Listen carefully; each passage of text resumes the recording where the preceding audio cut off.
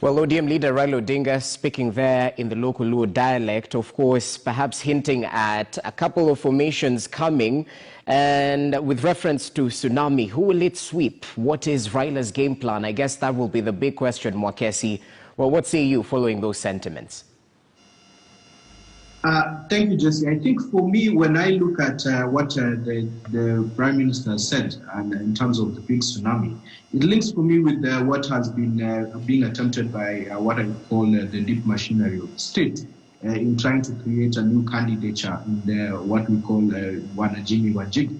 I think from what you can see from the Nation headline today, we are trying to create a new candidature that actually will be sellable in a tsunami kind of way, both in Raila's backyard and the new backyard that he has acquired with the brotherhood of the handshake with Uhuru Kenyatta.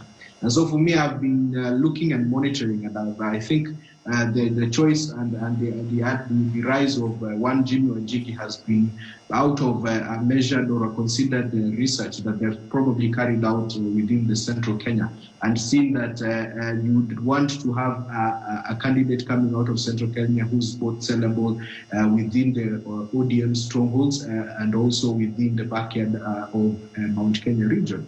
And that's what I foresee when I look at the Jimmy Wanjigi candidature. And so for me, the tsunami that Raila could probably be saying is that he would be the front-runner candidate, and probably he would get somebody from central Kenya who can be able to become a deputy and who would be able to be sellable within the strongholds of both Nyanza and Coast, which was not possible earlier with Uhuru Kenyatta being the flag bearer.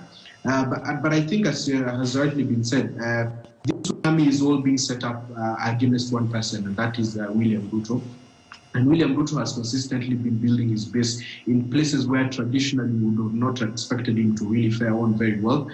This has been the case, as has been seen even with this current by-election that's going on. I mean, there are people who choose to ignore what we are seeing out of Kiambaa. But again, the true test will come in shortly when the Kiambaa people go to vote. But ideally, it does say that unless Raila Odinga and his team are able to come up with a formidable coalition that can be able to match with the kind of machinery and the kind of ground setting that has been set by William Ruto, it is going to be an uphill task to be able to yank this out. Again, when we consider the issue that BBI has really lost its steam, regardless of the fact that it is before the Court of Appeal this morning, it does really tell on how many things that have been attempted by Raila and his brother over the course of the handshake to try and bring down one William Ruto, but it has not really yielded much. There have been an advent of a lot of corruption cases that have been meted against the deputy president. All manner of statements have also been issued. The lack of having him within the central governance structure of the government machinery now. And so all of this has been put in place to try and dissuade Kenyans from looking at William Ruto as a formidable candidate, but it has failed. So this tsunami, in my view, probably what he's alluding to is that he's trying to now form a coalition that will probably bring about a change that would destabilize William Ruto, but without touching on Mount Kenya and being able to really put a foothold within Mount Kenya. I think this tsunami might not go very far, and it's something that they would have to really critically think of going forward.